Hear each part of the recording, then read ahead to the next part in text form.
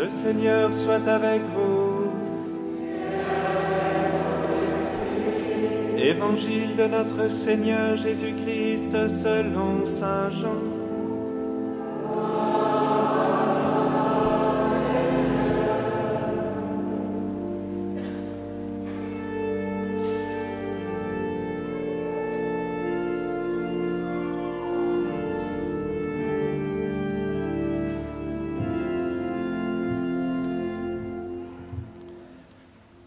Au cours du dernier repas que Jésus prenait avec ses disciples, quand Judas fut sorti du cénacle, Jésus déclara : « Maintenant le Fils de l'homme est glorifié, et Dieu est glorifié en lui.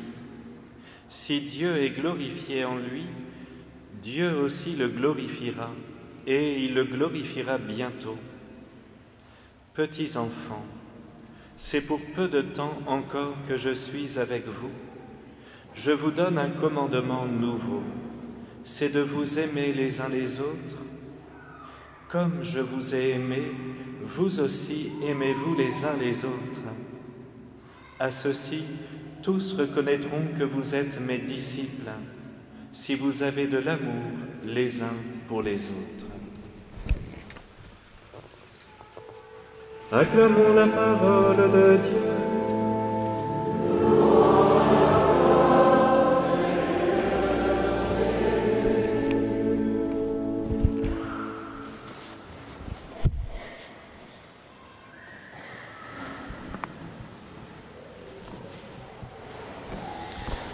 Mes frères bien-aimés, alors que le temps pascal va bientôt prendre fin avec la belle solennité de la Pentecôte, qu'au cours de ces derniers dimanches nous avons médité sur la résurrection du Seigneur, l'envoi des apôtres dans le monde pour pardonner les péchés, la miséricorde divine, Jésus bon pasteur, c'était dimanche dernier, il est normal de retourner au cénacle pour entendre les paroles de notre Seigneur Jésus à ses apôtres quelques heures avant de mourir.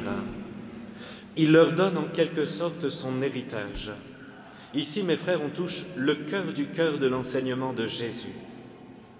Petits enfants, c'est pour peu de temps encore que je suis avec vous. Je vous donne un commandement nouveau, c'est de vous aimer les uns les autres. Comme je vous ai aimé, vous aussi aimez-vous les uns les autres. C'est extraordinaire, notre Seigneur Jésus nous donne un commandement spécial, le plus important, le grand commandement de l'amour. Et il nous demande de le prendre pour exemple. Aimez-vous les uns les autres comme je vous ai aimé, nous dit-il. Comment nous a-t-il aimés? Eh bien, regardons la croix, regardons les clous enfoncés dans ses mains et ses pieds, regardons cette couronne d'épines enfoncée à force sur son crâne. Tout son corps est ensanglanté par la flagellation. Son visage a sué du sang la veille à Gethsémani, alors qu'il avait cette terrible angoisse mortelle.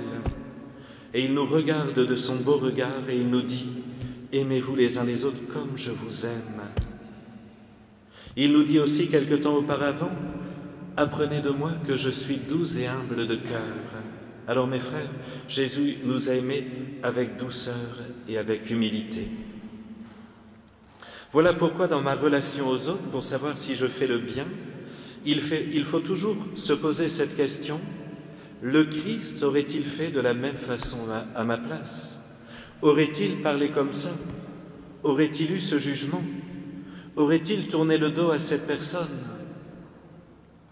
L'amour concerne d'abord les personnes qui n'ont pas le cœur mauvais, car un cœur mauvais ne peut pas donner de la lumière. D'ailleurs, vous le voyez bien dans l'Évangile, notre Seigneur Jésus attend que Judas soit sorti du cénacle pour donner son commandement nouveau. Le cœur mauvais ne peut pas aimer, il est mauvais. Parler de charité, mes frères, n'est pas chose aisée pour un prêtre, parce qu'il croise souvent dans sa paroisse des personnes si exemplaires dans ce domaine. Et pourtant, eh bien, c'est ma mission en ce jour de vous parler de l'amour, de la charité. Alors il me semble qu'il y a au moins 5 degrés d'amour, mais ils n'ont pas tous la même valeur. Le premier degré, qui n'est pas tout à fait de l'amour, mais plutôt de la bienveillance, je vais en énerver quelques-uns, consiste à essayer de ne pas avoir de méchanceté envers les autres, en quelque sorte de tolérer mon prochain. C'est d'ailleurs la grande clé de voûte de la laïcité, la tolérance. Ici, mes frères bien-aimés, ça n'a rien de sorcier. Tout le monde, chrétien ou pas, peut être tolérant. Alors ici, je ne parle pas de la tolérance au niveau des idées, car nous vivons dans une France relativiste et la confusion règne partout. On ne doit pas tolérer ce que le bon Dieu n'aime pas. Mais je parle de la tolérance purement physique des autres, âge, façon de s'habiller, de se tenir, dans l'éducation, etc. Malheur à moi si mon amour ne dépasse pas ce critère humaniste si pauvre. C'est du bas de gamme, c'est d'une Made in Voltaire. Laissons la tolérance aux autres, mes frères. Passons tout de suite au second degré de l'amour, qui consiste à rejeter toute pensée négative et mauvaise sur mon prochain.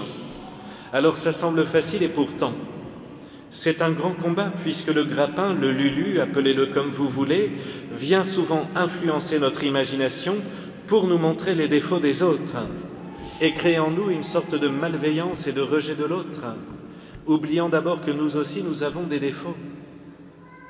C'est d'ailleurs pour cette raison que notre Seigneur nous demande de ne pas juger, parce que le jugement empêche l'amour.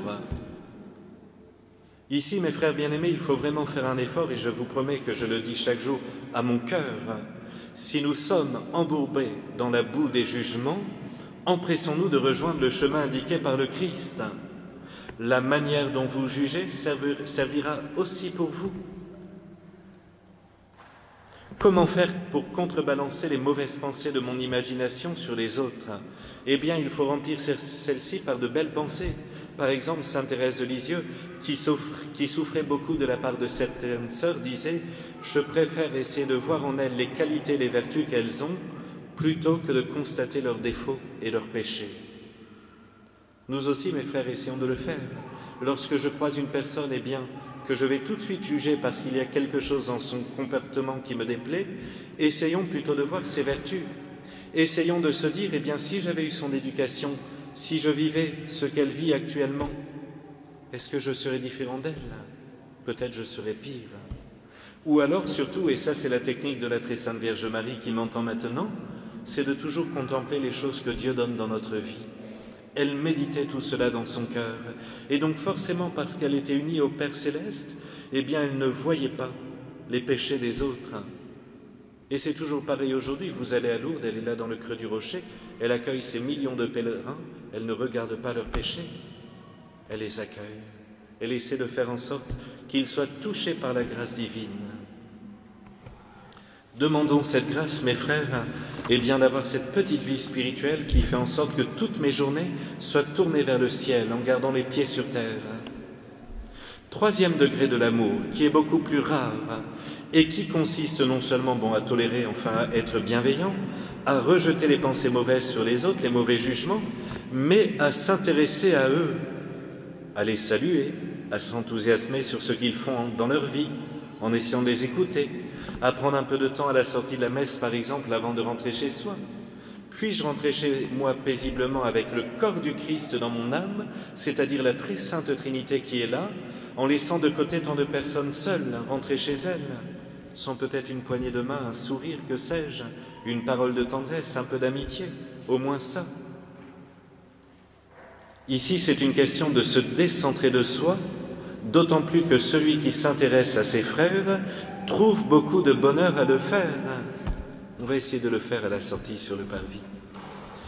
Enfin, quatrième et cinquième degré de l'amour qui sont propres aux apôtres. Alors là, avis aux amateurs, le quatrième degré consiste à vouloir le bien de mon prochain, non seulement le bien matériel, mais aussi surtout le bien spirituel.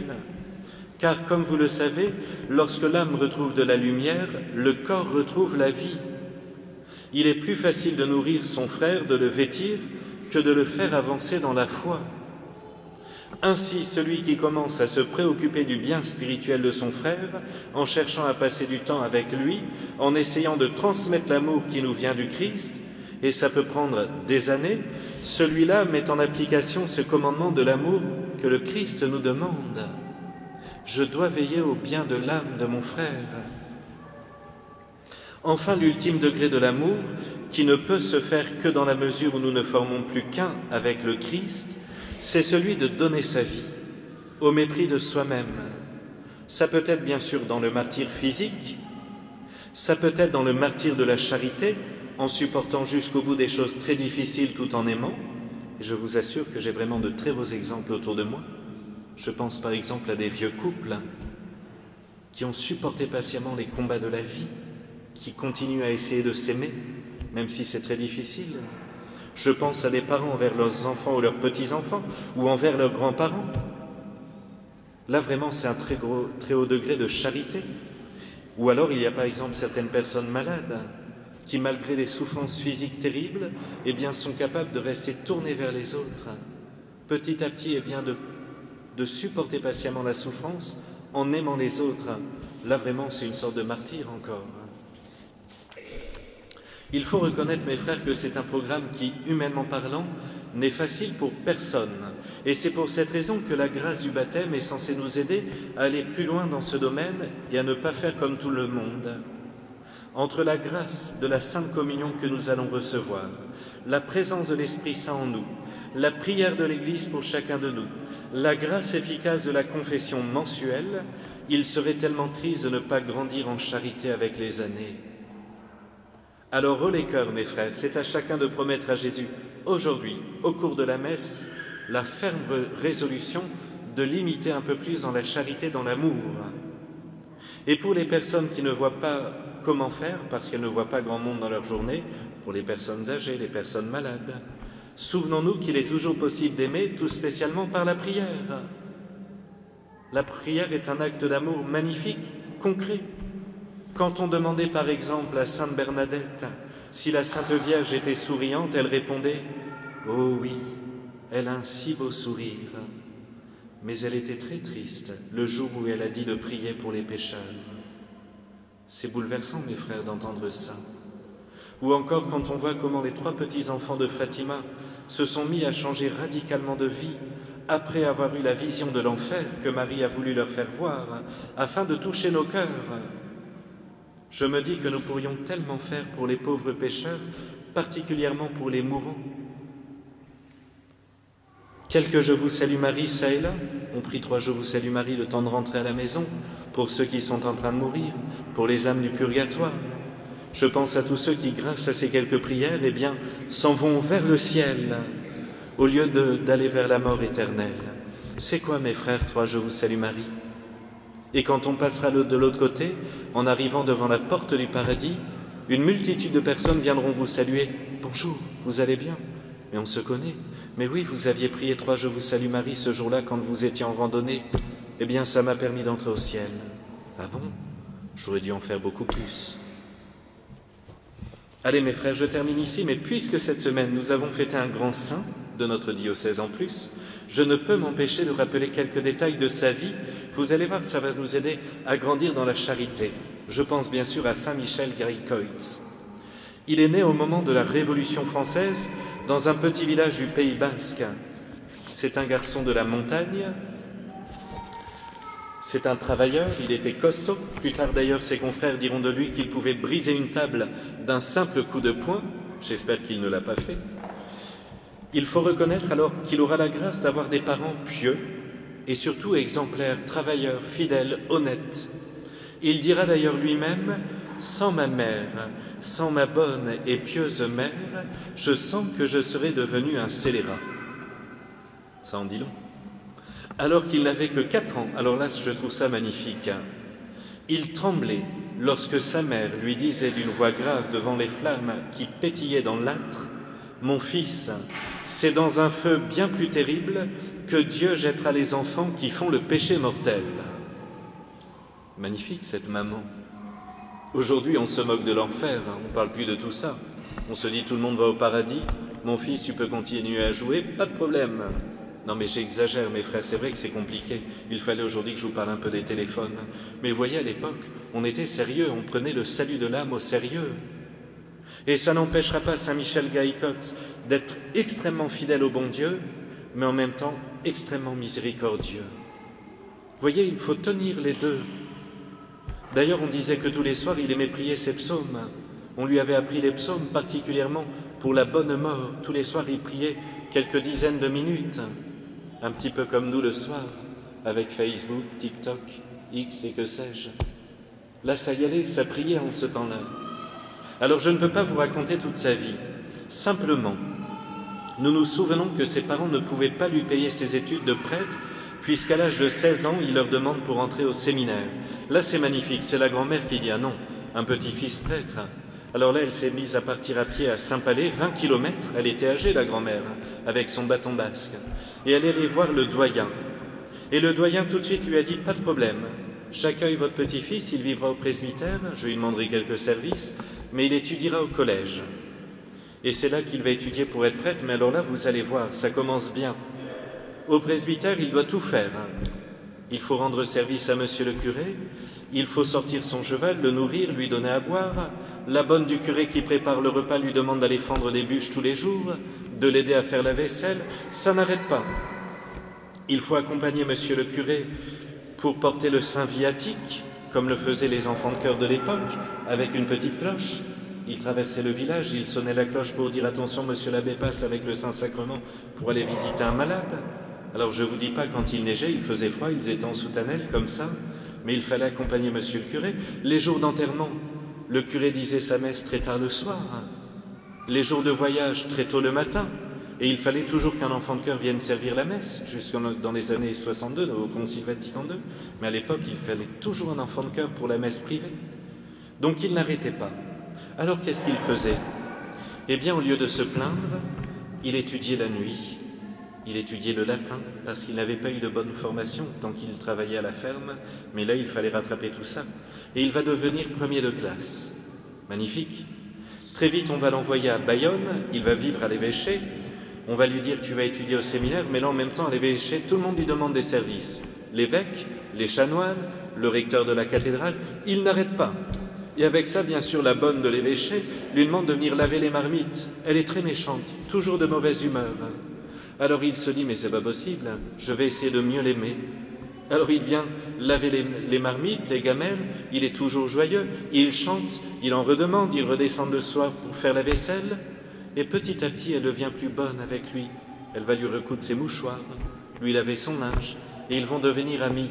Mais voyez, c'est beau cette charité, cet amour. Il se dit, il n'y a qu'avec l'amour que je vais changer les cœurs. Alors très vite, les séminaristes qui sont avec lui comprennent qu'ils ont là un modèle de vie. Et au lieu de le tutoyer, ils le vouvoient. Ils se disent, c'est quand même étonnant ce garçon. Alors j'en passe, on va d'abord l'envoyer au séminaire de Dax. Là encore, il va faire un bien fou, au point qu'on va décider de l'envoyer à Saint-Sulpice à Paris. C'est à l'époque le meilleur des séminaires. Mais finalement, un des chanoines qui l'apprécie ne veut pas qu'il quitte le diocèse, donc non, on le fait revenir. On l'envoie à Cambo. Là, il sera vicaire de monsieur le curé. C'est un vieux prêtre très âgé, un peu bougon. Et là, il va faire un bien fou. Vraiment, il va changer le visage de la paroisse, au point qu'on vient de partout à la messe et se confesser. Alors, il se lève tôt le matin pour confesser, et puis voilà, il remet en place une très belle liturgie. Il fait supprimer les bals. De partout, on arrête d'aller danser le samedi soir, ça c'est merveilleux. Et puis voilà, il y a vraiment de la joie dans cette paroisse. Les gens deviennent de plus en plus pieux.